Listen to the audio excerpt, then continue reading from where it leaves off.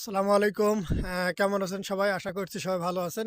একটা জিনিস আপনাদের আরেকটু দেখানোর জন্য আমি ভিডিওটা করছি। আশা রাখি আপনাদের অনেকের উপকৃত হবে যারা আপনারা নতুন চাষী আছেন, বিশেষ করে যারা নতুন আছেন। আপনারা যারা আছেন অনেকেই চাষ করেন, মাশরুম বের হয়, উৎপাদিত হয় এবং আসলে মাশরুমটা তুলবেন না কাটবেন, আসলে কিভাবে করবেন এটা আসলে অনেকে বুঝতে পারেন না। যার কারণে আমাকে ফোন দেন।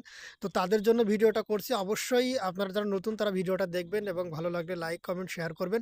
তবে আমি দেখাচ্ছি কিভাবে মাশরুমটা তুলবেন। এই মাশরুমটা, এই যে এই মাশরুমটা এটা কিন্তু তোলার কিভাবে বুঝবেন? এই দেখেন পাতার কিনারাটা একদম পাতলা হয়ে গেছে। এটা তোলার উপযুক্ত।